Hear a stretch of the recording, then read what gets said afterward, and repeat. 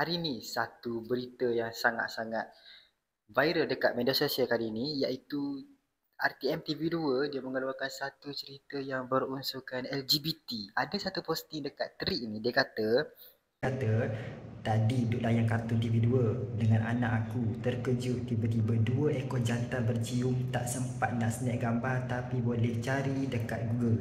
Yang lain aku sempat snap gambar. Macam mana cerita macam ni boleh masuk dalam siaran kerajaan? Tak tapis pula tu. Nama kartun ni Santiago of the Seas. Mohon pihak RTM boleh tapis sikit ya. Kita negara Islam, bukan negara LGBT. Assalamualaikum warahmatullahi wabarakatuh. Saya terpandang satu posting daripada seorang hamba Allah dalam muka buku tentang respons seorang pengguna Thread tentang bagaimana satu cerita kartun yang ditayangkan dalam RTM2 bertajuk Santiago of the Seas, lebih kurang macam itulah sebutannya, yang memaparkan babak ciuman antara watak kartun tersebut, laki-laki dengan laki-laki. Jadi bagaimana benda ni boleh muncul dalam RTM2?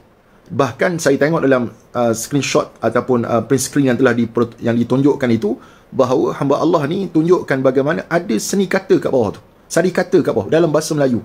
Saya tahulah cerita ni dalam bahasa Inggeris ataupun tidak. Apa yang penting maknanya telah diterjemahkan. Maknanya telah dipertontonkan terlebih dahulu kepada pihak-pihak tertentu, tapi tidak ada tapisan yang menapis babak-babak benda yang tak patut dipertontonkan, terutama sekali kepada anak-anak. Jadi cerita macam ni pun tak patut kita pertontonkan, cerita mengarut dan banyak lagi cerita-cerita Melayu yang ada dekat negara kita yang boleh kita pertontonkan. Kenapa kita nak import cerita-cerita mengarut ini dan masuk dalam minda anak-anak kita? Jadi saya harap sangat kepada pihak berwajib ambil tindakan keras, tindakan tegas kepada pegawai-pegawai yang terlibat. Ambil tindakan.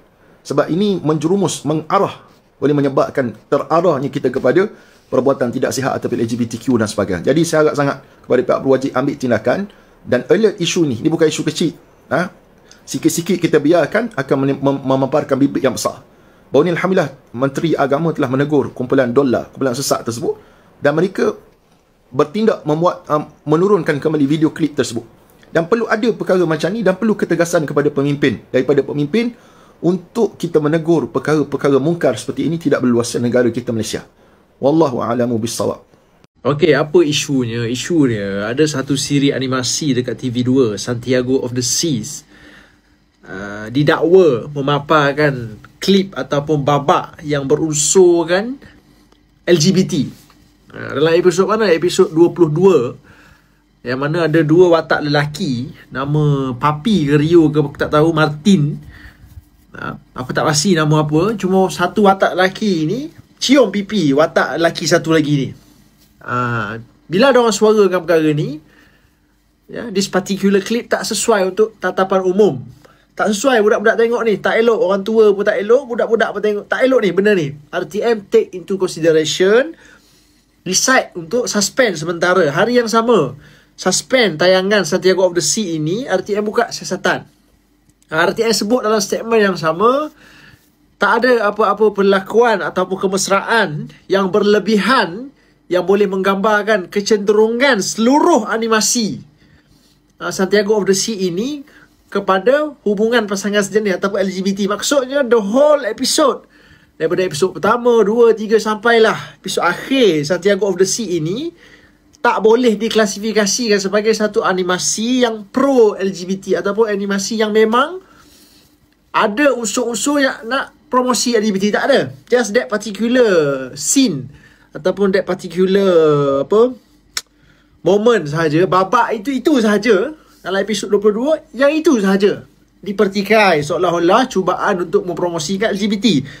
The whole episode daripada episod pertama, 2 tak ada unsur-unsur yang kita boleh kata ni cerita ni daripada awal sampai akhir memang nak promosi LGBT. Tak ada. Cuma momen itu sahaja. Jadi pengajaran kepada RTM, shit happens. Shit happens. Kali ni RTM yang kena tanggung, nasib lah. Aku tak tahu macam mana banyak-banyak episod cerita Santiago ni semua clean daripada episod pertama, elok. Satu episod ni sahaja ada part yang tak elok, tak molek jadi tontonan umum. Aku tak tahu macam mana boleh terlepas. Tapi RTM ambil tindakan segera, suspend terus cerita ni. Okey lah, bagus lah. Cuma kita nak berlaku adil lah kepada RTM, apatah lagi Menteri Komunikasi. Kesilapan RTM adalah tak tapis betul-betul episod 22 ini. Tapi takkanlah sampai tahap kita nak kata episod cerita kartun pun menteri. Wabi Fahmi juga nak kena turun check. Salahkan Wabi Fahmi juga. Jenuh lah macam tu kan. Ni tengok Cikgu Bat, dia punya posting ini seolah-olah menteri yang kena luluskan. Seolah-olahnya cerita ni memang lalu menteri dulu barulah boleh publish. Seolah-olahnya begitu. Menteri ni banyak kerja lagi dia yang kena buat. Kita ada section kandungan program, satu unit bawah Jabatan Penyiaran Malaysia. Takkanlah menteri nak hari-hari check satu-satu episod kartun ni. Menteri nak kena layan, ambil tengok cerita, boleh tak boleh, bagi tahu RTM, okey yang ni okey, yang ni tak okey. Takkanlah sampai tahap macam tu. Ini kerja orang dalam RTM lah. Mungkinlah dia ni, kau tak tahu, terlepas pandang ke, ataupun dia peribadi dia anggap ini tak ada unsur LGBT, aku tak tahu. Tapi still tindakan RTM suspend terus cerita ni a very good move. Cuma nasihat aku pada RTM daripada ni, tapis lah betul-betul cerita kartun daripada luar. Kita ambil cerita kartun luar, tayang dekat kita punya stesen TV. Kita kena tapis lah nak buat macam mana kan. Kita ada banyak lagi kartun-kartun lokal yang mungkin kita boleh tayang balik. UKIS, anak-anak Sidik ke, Usup Sontorian ke, Kampung Boy ke, ikutlah, carilah yang mana sesuai. Jadi bila kita bawa kartun daripada luar masuk ni, macam tu lah, adalah benda-benda yang kita terlepas pandang, kita miss out. Apa boleh buat? Ya, macam aku cakap tadi, shit happens. Kali ni RTM kena tanggung. Cuma good move, bagus. RTM terus ambil tindakan tegas. Okay, tanggunglah nak buat macam mana kan. Benda dah jadi. Bagi aku, tak tahu nak salahkan kerajaan ataupun salahkan orang dalam itu sendiri. Tapi cerita tu sudah diberhentikan. Apa pendapat korang?